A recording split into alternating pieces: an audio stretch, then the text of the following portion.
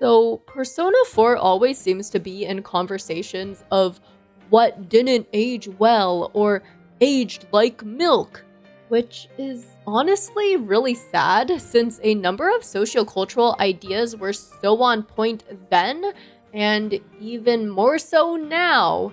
And no, I'm not saying there wasn't anything that didn't warrant criticism, but today I just want to give Persona 4 its flowers, especially for some social commentary I rarely see brought up by the wider fandom. So welcome to my second Drat video, Discuss Rant and Tangent, a series that's less structured than my full-blown analyses and actually lets me get more thoughts out that I'd otherwise continue holding on to forever. Now, without further ado, let's look at the 4 main reasons I think Persona 4 was ahead of its time. So, point number 1, look no further than the TV thematic everywhere. The Midnight Channel, the TV world, the UI, everything pointing to a fast-paced, ever-evolving media landscape. So in the context of nowadays, think of it as anything involving screen time. I mean, Persona 4's original opening, Pursuing My True Self, opens with the perfect lyrics. We are living our lives abound with so much information. And yeah, we truly are. More so than P4's dev team could probably even imagine. Like, can you guys believe the original iPhone came out just a year before P4's initial release? And now everyone has a smartphone, and we're in the infamous media literacy is dead. We are in a postmodern truth era now. Like, it's true, by the way, and it's frightening how easily people just believe what they see or are told online without any critical thinking or further research of their own, or just like trying to make sense of objective reality, you know? That's why I always include my sources for my major videos, because I don't want you guys to just take my word for everything. And not only that, there's also so much information overload now. Like, it's so easy to lose track of what and how much we've been watching if we don't stay mindful or engaged with our consumption. An observation I've seen thrown around more often in the past couple years is how nothing has cultural staying power anymore. Memes, shows, music, literally any kind of media used to have a much longer life cycle, but now any given thing has a much shorter shelf life. Like, instead of trends staying relevant for, like, let's say a year on average, now it feels like any one thing is lucky to stay relevant for a month in the digital landscape of 2025. Oh, and also, like, we rarely get the truly, like, universally viral hits that were a part of, like, the early internet and, like, early social media days, because now we're all separated into our own niche interests and like hobby bubbles that nothing can really go truly viral anymore. And regarding just the universal relevance of things, Persona 4 released way back in 2008, and yet it already captured this similar uneasy feeling during the final search for clues in December. The party is trying to find anyone who might remember anything about the Yamano and Konishi cases, and it's clearly disappointing how quickly everyone in town forgets. But this is an accurate reflection of the super quick social media trend cycle we have now. Something that just feels like an inevitable evolution from Persona 4's time. Like, the 24/7 news and or broadcasts on TV meant an endless stream of media to consume even back then, with it being like infinitely worse now.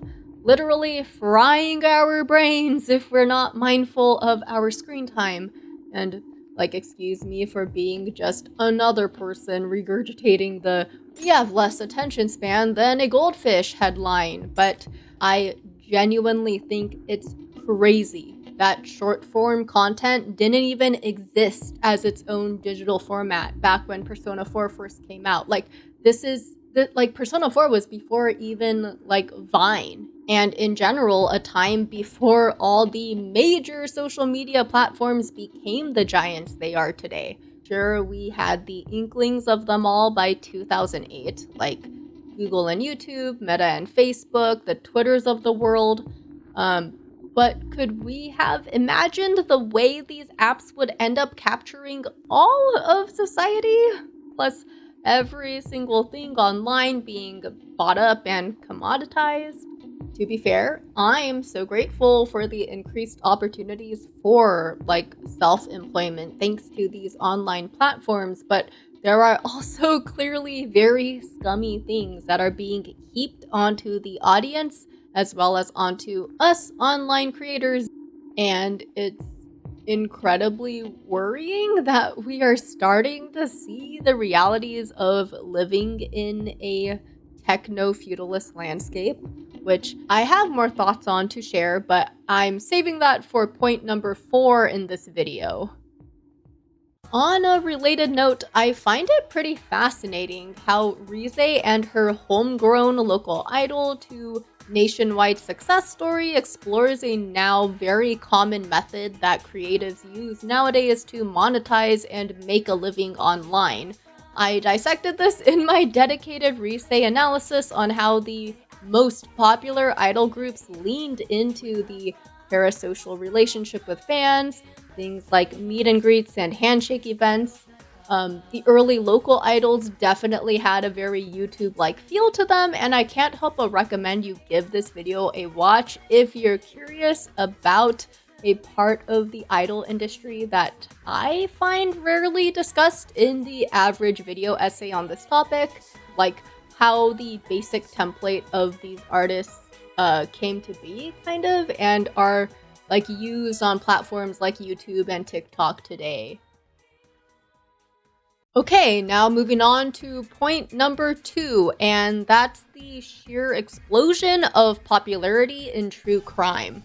I was replaying Persona 4 Golden back in 2022, and I couldn't help but notice the negative effects of all this.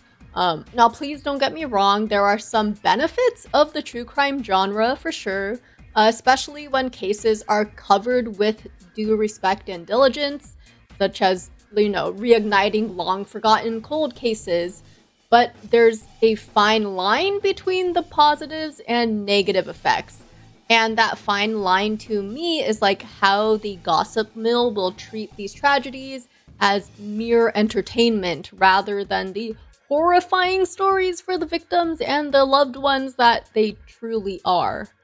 I had a substantial interest in true crime myself. I'd say from around 2018 to 2022, I watched like every episode of Dateline from NBC religiously. And if I recall correctly, it was around that time that all the true crime YouTube channels and podcasts in general started gaining real traction online too. A number of them were recommended to me, and one in particular was Coffee House Crime. Like, I started watching that channel when he was still around like 15K subs, I think. What I really liked about his channel in particular was that he did his best to tell us a lot about the victims of the crime as well. Like not just focusing solely on the like suspect or perpetrator, but ultimately it's been a number of years since I've watched any true crime. With that said, I still want to comment on how the internet just feels like it exploded the true crime genre's like popularity, resulting in larger corporations like Netflix and streaming services to capitalize on the public interest and then like increase the reach even further, Personally, I was pretty uneasy knowing there are like straight up series that aren't even documentaries at all. Like they're just full on dramatizations of these murders. the rise of that kind of thing started turning me off from the true crime genre, not gonna lie. Sure, like, if it bleeds, it leads has always been a thing in the media. Like, for centuries and centuries, we have this morbid fascination with these kinds of things because the human brain evolved to focus on the negative. But could you imagine a Persona 4 style like docu-series in the way they've done it on like those, those other like serial killers, out there? And I just think in general, the intimate nature of Persona 4 being that it's like this social sim in this small, cozy town of Inaba really highlights just how intrusive the media and journalists can be to regular people caught in the middle of these really terrible circumstances. I like how Yukiko and the first arc explores this in particular. Like, the interviews with her that are aired on TV are so intrusive and like really awkward. Not to mention, I can only imagine the number of disrespectful social media influencers turned amateur sleuths who would like rush to visit Inaba, especially given that like the murders happened in a hotel, right?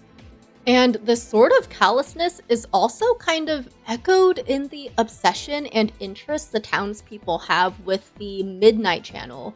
Like, everyone wants to know those juicy secrets about real life people and also have the audacity to believe they completely know these people based on what they've seen, like Kanji and Naoto, like people making judgments on them, right? Not to mention how the Midnight Channel is just as much what people want to see as it is the real deep down like shadow part of the individual person. It's crazy to think just how much more relevant this whole tailored persona we show to the outside concept has come like in the years since Persona 4's release.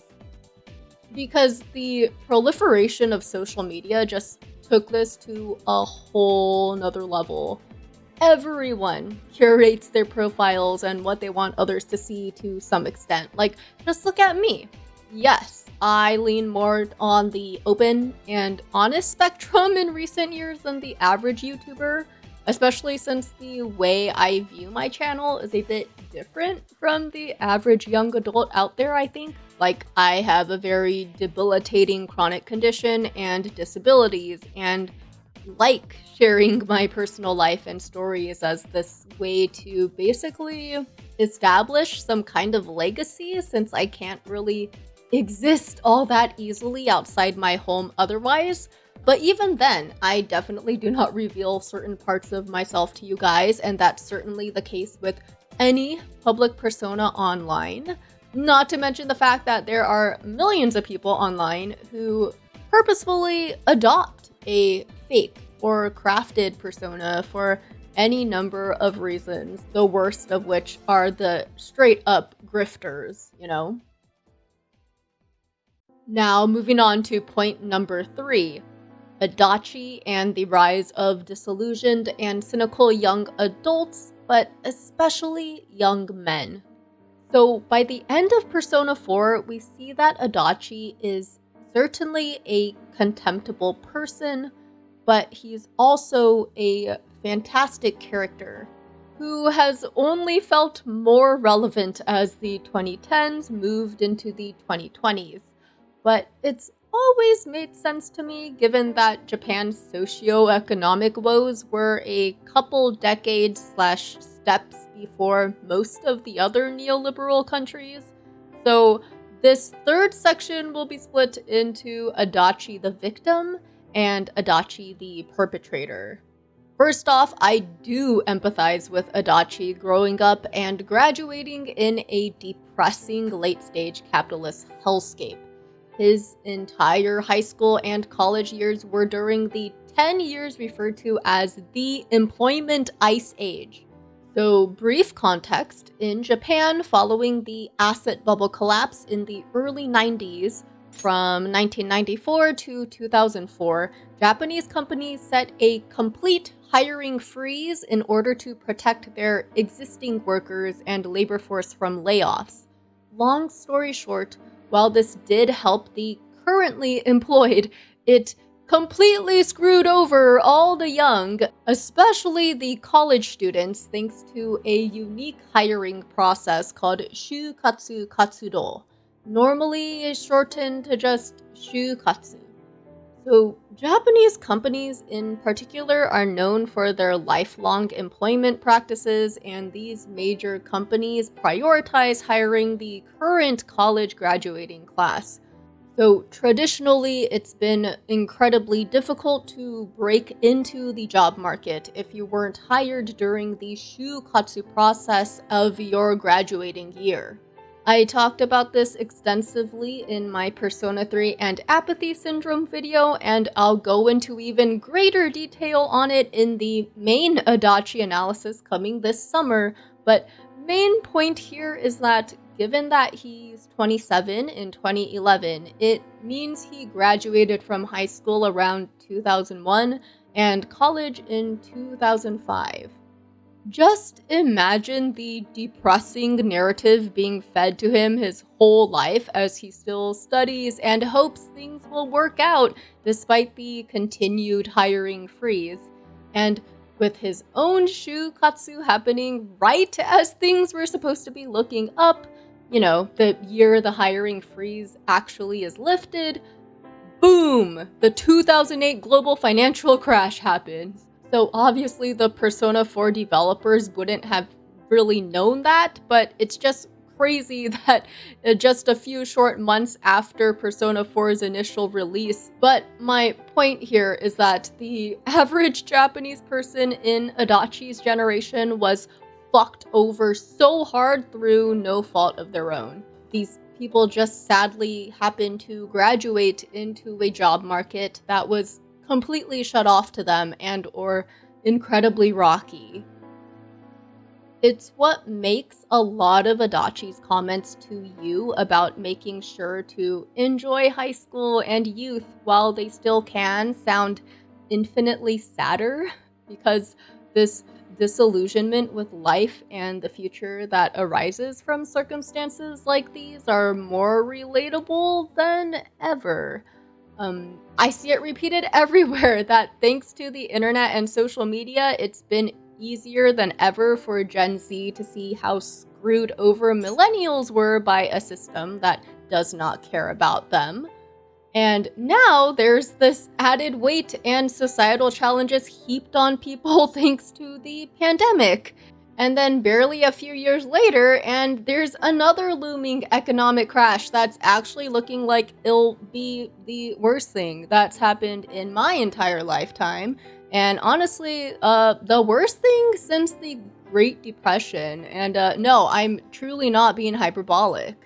And this sadly seems like a true no putting the genie back in the bottle moment in history, because yeah, these tariffs are completely restructuring the global hegemony, the global order, one where the US empire and the US dollar was top dog for the past 80-ish years, and now no one wants to be friends with fascists who have no integrity and stab allies in the back.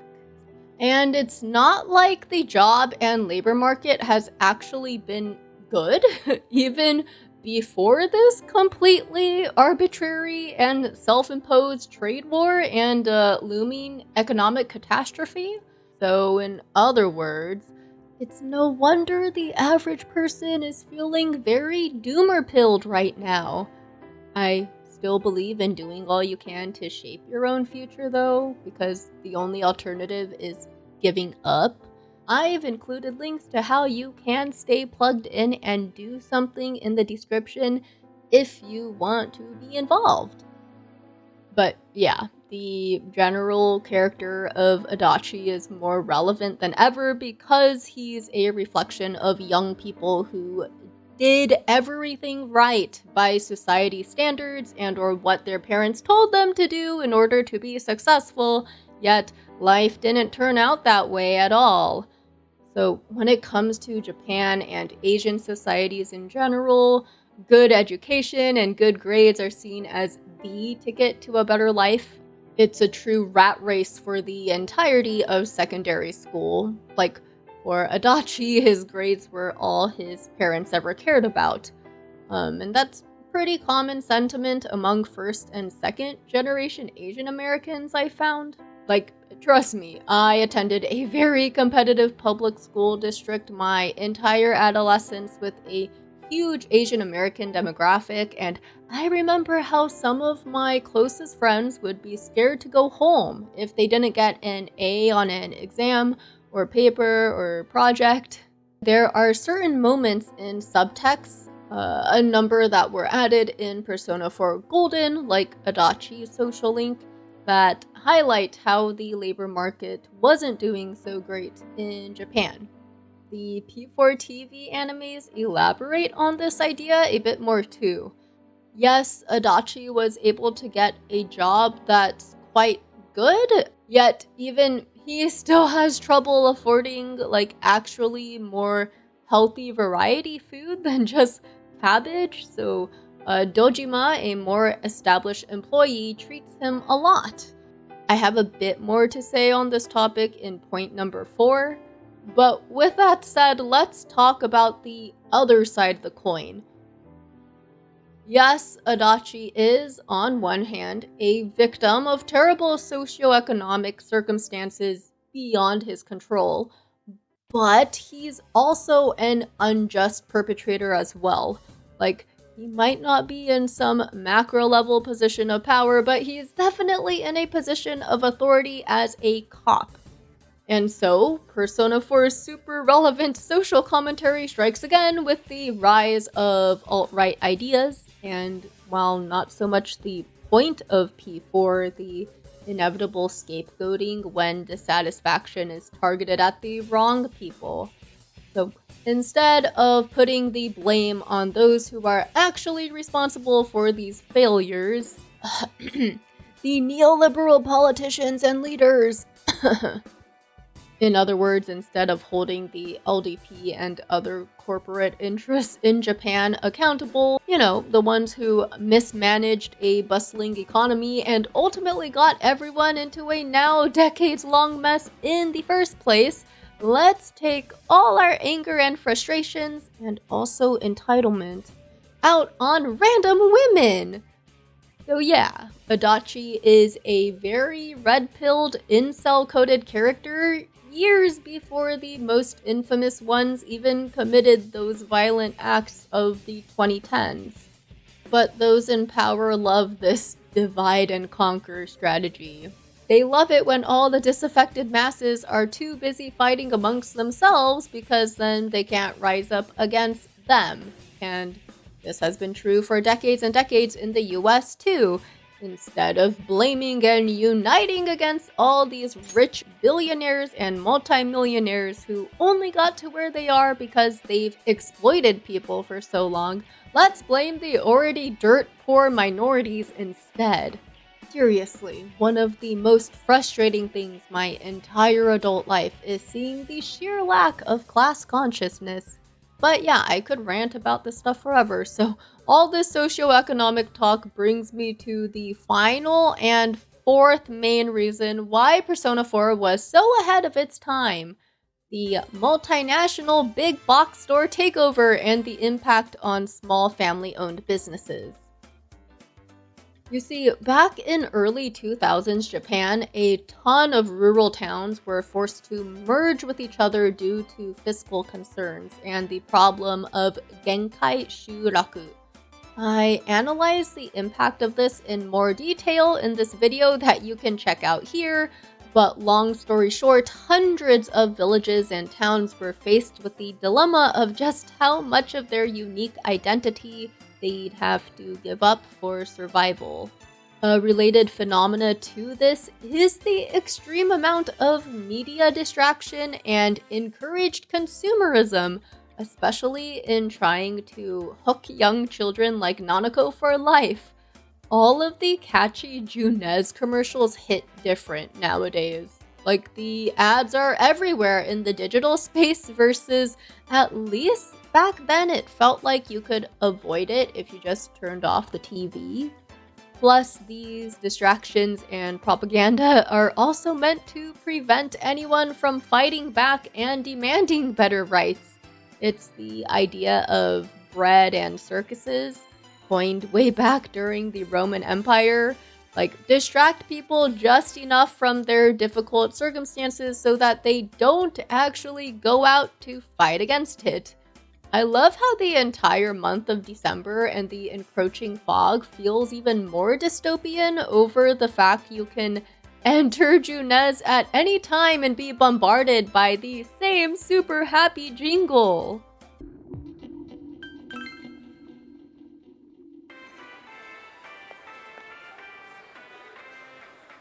But back to the idea of Eon Market, Junez, becoming the one-stop shop market hub at the cost of all the small family-owned establishments.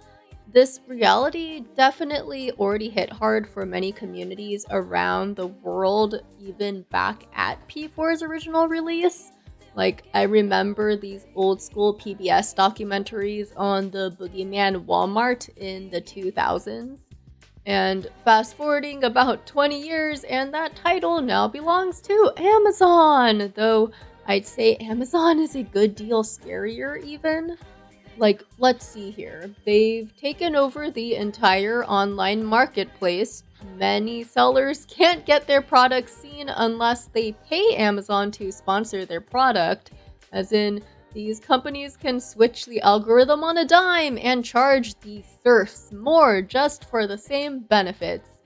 An insidious example is Google benefiting from Amazon and vice versa, where individual business websites rank lower in Google search than the same product page on the Bezos-owned storefront. So these huge tech giants own the entire community square at this point, and we're all modern-day serfs now, exploited every which way imaginable, since so many of us even end up producing absolutely free labor. So, in other words, content and engagement for these social media sites. This kind of cloud-based fiefdom was coined techno-feudalism by a former Greek finance minister, Varoufakis. So what exactly is a cloud-based fiefdom, and why is it worse than the old big box stores? Well, in large part, it's because the money that's extracted via this cloud rent disappears even more completely from the circular flow of income into the hands of these tech billionaires, which means less money in the overall economy for the average Joe like you and me. But Amazon doesn't just stop at a marketplace even. In fact, Amazon Web Services, or AWS, is the largest cloud service provider in the entire world, supplying cloud storage to all the biggest names you already know of, so like Netflix, Twitch, which they own, Disney, EA, and even NASA. So yeah, a tech giant like this owns everything and everyone. Absolutely an evolved threat that goes beyond the big box stores of earlier decades, like in Persona 4's original timeline. But I could rant about all these topics for hours, so I'm gonna stop right here. I'd love to know, what do you think about these 4 main points I brought up? Do you agree? Which one do you think is the most surreally relevant of them all in the mid-2020s? Are there other ahead of its time factors that I missed? I'd love to hear your thoughts down in the comments. Otherwise, thanks for watching. Please like and or subscribe if you like this. And finally, I want to thank all my patrons and channel members for making these videos possible, especially my Special Fusion supporters. Big Klingy, Sam Bezjak, M. Meownalin, Malcolm Lowry, Peter Shepard, Andy, Jimmy Tapiz, Frank Sasaki, Phoenix Black, Brian Zen 24, and Weeping Blade.